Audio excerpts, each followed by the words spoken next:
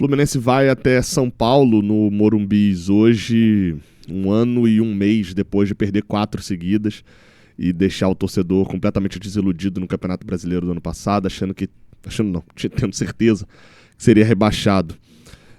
1 ano e 1 mês depois, a gente perde 4 seguidas. Obviamente o contexto é completamente diferente. A gente não está falando de Vitória, Atlético Goianiense. A gente está falando de Chelsea, de Palmeiras. Mas a situação e a necessidade de vitória também é muito alta nesse ano. O Fluminense vai ao Morumbi antes de ir a Porto Alegre. Inclusive o time vai direto para a capital gaúcha para tentar uma classificação na Copa do Brasil. Mas se tem uma coisa que eu tenho certeza sobre o jogo de hoje, é que ele não pode ficar na sombra do jogo de quarta-feira, não. Jogo de hoje, o Fluminense vai até São Paulo precisando vencer o São Paulo. A verdade é essa. O cenário vai ficando cada vez mais complicado. Agora, como o Fluminense já venceu o São Paulo? Por que tem essa importância toda? Tudo isso você encontra aqui nesse vídeo de pré-jogo. Roda a vinheta.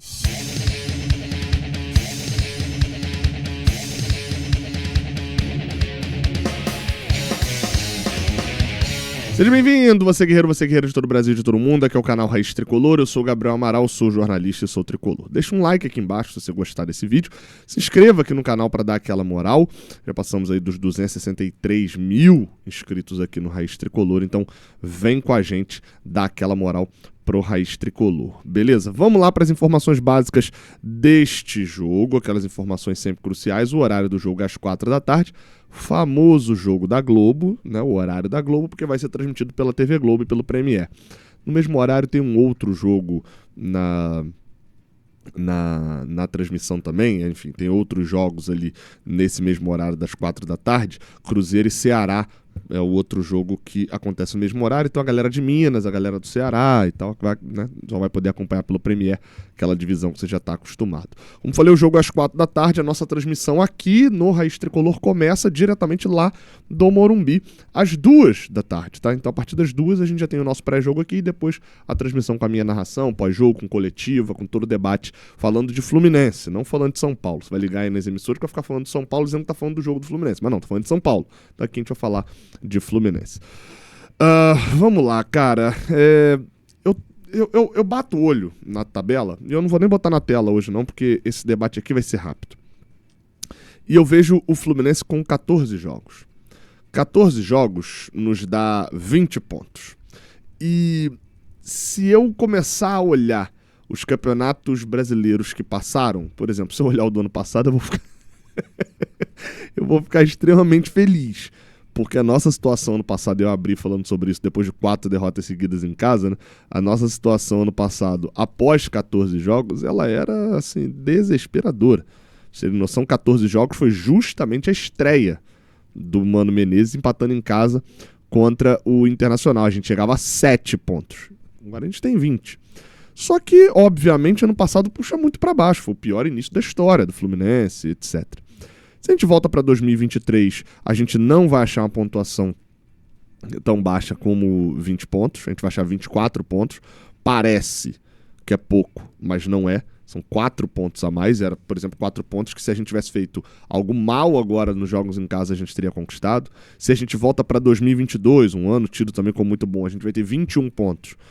E, obviamente, naquele momento, a gente via uma guinada para o alto do time. É a nossa última vitória contra o Botafogo, inclusive, em 2022. E assim a gente pode ir voltando. A pontuação na tabela, ela começa a preocupar um pouco também. No último pré-jogo, eu abri aqui falando, olha, a gente precisa voltar a pontuar, os times da frente estão se distanciando, os times de trás estão começando a chegar. Por exemplo, o Fortaleza voltou a ganhar. Fortaleza ganhou 3-1 da equipe do Red Bull. O Red Bull deu ali uma despencada, 3 derrotas seguidas, normal para um time tão jovem, mas assim, 3 derrotas seguidas e o Red Bull tá 7 pontos na nossa frente, com 3 jogos a mais, mas tá 7 pontos na nossa frente. O Fortaleza voltou a ganhar. O próprio Santos, que foi buscar um empate agora com o Sport, é ponto perdido? Mas pontuou. O Vitória vem numa sequência de invencibilidade. Então, assim, a gente começa a ver times que estão atrás da gente começarem a subir. E um desses é o próprio São Paulo. O São Paulo, pós-mundial, perdeu pro Flamengo logo assim na reestreia, mas depois meteu 7 pontos em 3 jogos. Vem nesse momento, de 2 vitórias seguidas. Então, a gente tá falando, sim, de um olhar aqui de um Fluminense que tá perdido dentro da sua temporada. E aí a gente pode falar que é perdido nas contratações, a gente pode falar que é perdido dentro de campo, em muita coisa, que é perdido na escalação titular, daqui a pouquinho a gente vai falar de escalação, mas é um Fluminense também perdido dentro do Brasileirão e nas escolhas que precisa fazer. O Renato vai precisar decidir se ele vai focar no Brasileirão, se ele vai focar nas Copas ou se ele vai focar em tudo. E eu acho que o primeiro retrato que vai ficando é que, ao mesmo tempo que a pontuação que foi feita pelo Fluminense não nos permite esquecer o Brasileirão, e o jogo de hoje não pode ser com um time reserva para poder se dedicar na quarta contra o Internacional. A gente perdeu o direito de fazer isso, de desdenhar, entre aspas, do jogo de hoje, de diminuir um pouquinho a intensidade, a força do nosso time no jogo de hoje, pensando no jogo de quarta-feira contra o Internacional pela Copa do Brasil, porque a gente fez 0 ponto em 3 jogos seguidos em casa, ao mesmo tempo que também ficar dando murro na ponta de faca, sem escolher uma competição e jogando sempre com o time misto, e o Fluminense está sempre com o seu time misto. E por que eu afirmo isso? Porque volta do Mundial, o Fluminense já vai a campo poupando para o próximo jogo. Ou seja, o Fluminense está sempre poupando para o próximo jogo, está sempre com o time misto. Também não me parece o cenário mais acertado. A gente perdeu por lesão o Riquelme, estava no sub-20, tudo bem, mas perdeu por lesão o Ignacio também. A gente já tinha o Otávio fora por lesão desde lá de trás. A gente acabou de perder o Ganso e ter de volta agora o Paulo Henrique Ganso. Então, assim, lesões vão acontecer. Se a gente ficar girando o time e nunca tiver o time titular, a impressão que vai ser aquele cara que tudo quer e nada tem. O Fluminense vai precisar focar. A impressão que eu tenho é que o Renato já quer isso, mas o Mário Bittencourt ainda não deu um ok. E, sendo bem sincero, hoje o meu principal cenário é focar no Brasileirão. Ah, Gabriel, mas a gente tem muito mais chances de ser campeão na Copa do Brasil e, obviamente, muito mais chances de ser campeão na Sul-Americana. Eu concordo, mas a gente tem 20 pontos e vem de um time com 3 derrotas seguidas. O jogo contra o São Paulo fora de casa, poupando o time, a chance da gente perder uma quarta é muito grande. E aí, meu amigo, semana que vem tem Grêmio em casa e depois o Bahia fora de casa. E aí? O Campeonato Brasileiro não tem molezinha. Depois vem Santos, Red Bull, acho que é Red Bull e depois Santos. O cenário não é simples para ninguém. O cenário é complicado, são 2 jogos fora de casa, né, em São Paulo. Então, o Fluminense precisa pontuar no Brasileirão. Primeiro foco é esse. Vai dividir foco agora? Que coloca o time titular para jogar. Ah, mas daqui a pouco nós vamos perder jogadores por lesões. Pô, beleza, eu até entendo e sou a favor de girar o time para não ter lesão. Mas o time precisa ganhar. O time precisa ganhar. Chega um determinado momento que a longevidade na temporada ela só vai servir se a gente ganhar.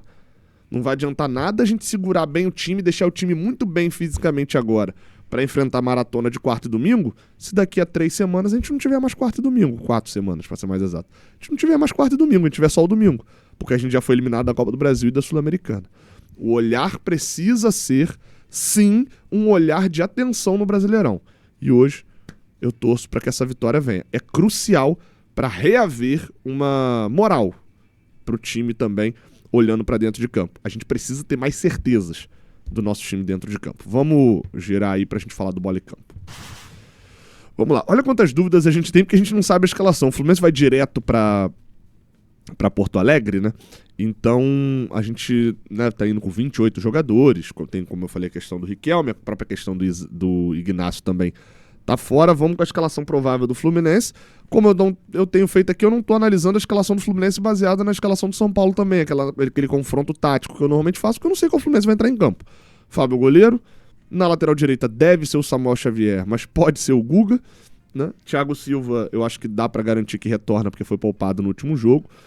Na zaga tem o Freitas, aí você vai falar, pô, Gabriel, Thiago Santos, gente, é bem-vindo ao elenco do Fluminense, tá? Não tem muito mistério, não. Vai botar quem ali na zaga? Gabriel, mas o Freitas pode jogar? Pode ser que o Freitas jogue. Só que o Freitas entra um pouquinho naquela escala de jogadores que quase nunca é poupado. No jogo de volta, ele não joga contra o Chelsea, né? Tava suspenso.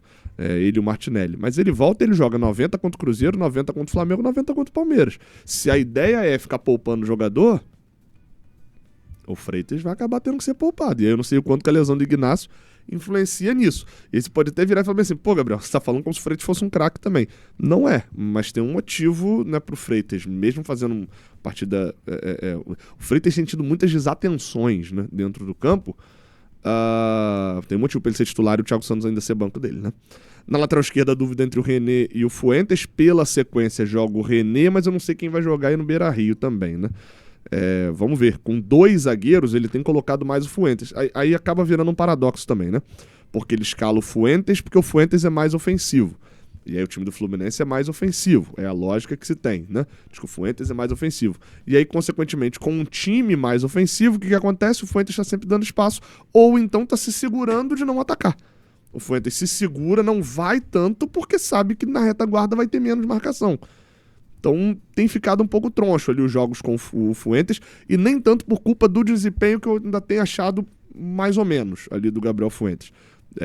Mais ou menos burocrático ali, fazendo o básico. Os do René eu tenho achado um pouco acima, mas também tem essa função aí também em relação à equipe que vai a campo. E aí no meio de campo, um monte de dúvidas. Eu acho que o Hércules é um que dá para segurar, que deve ser titular.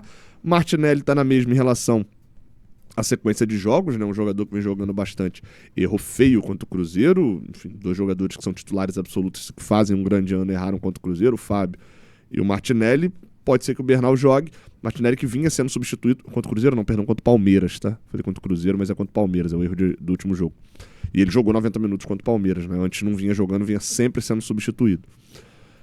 Pode ser que jogue o Bernal ao lado do Hércules, e na frente eu botei Lima ou Nonato, justamente porque tá variando, né, dado os jogos. O Nonato foi titular na última partida, o Lima, quando jogou na equipe titular, agradou, e eu acho que é mais provável o Nonato entrar se no ataque for o Ganso for escalado aqui no lugar do Soteldo, né, e ele montar um meio de campo com 4 meio-campistas, jogando com Canóbio e Germancano ou Everaldo no ataque.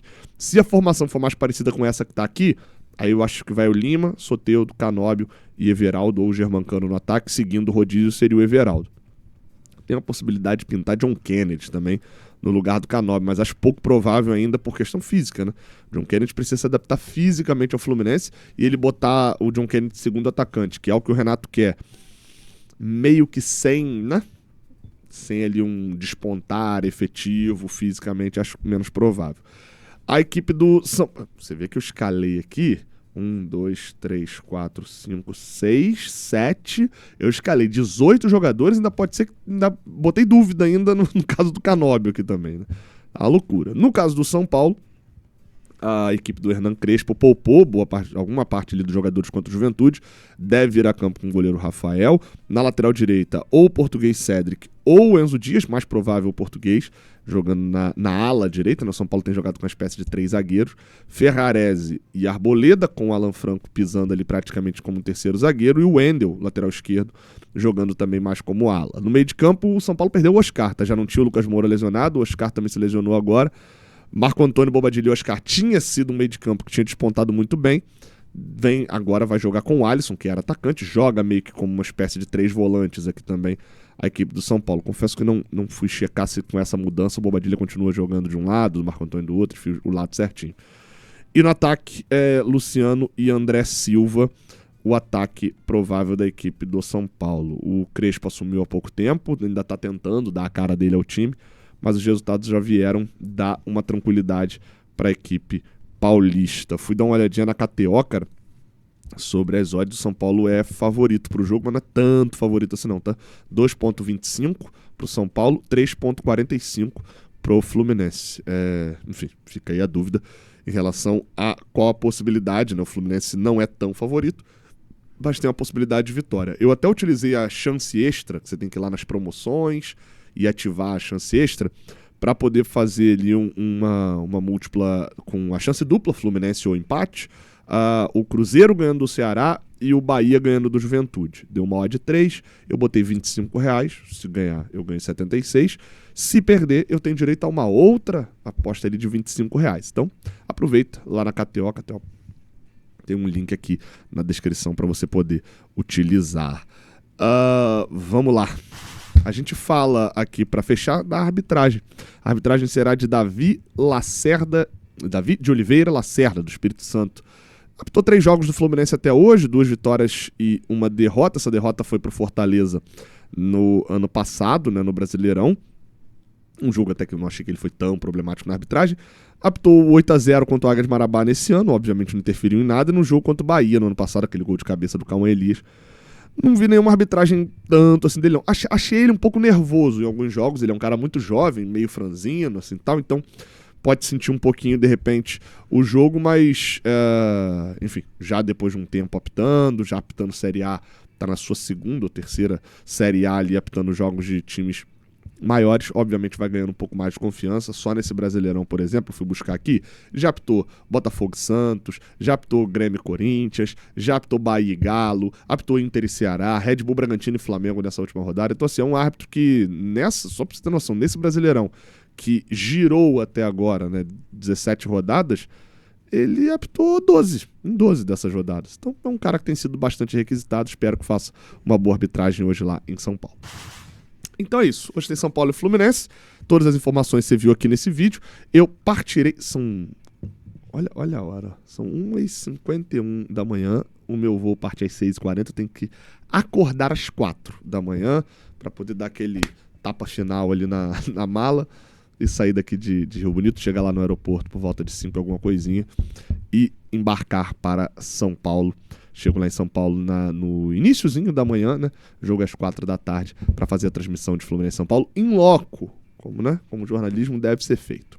E sempre que dá, a gente faz. No caso da gente do Grupo Jornada, sempre tem algum jornalista nosso no estádio do jogo. Sempre. Todos os jogos está garantido isso.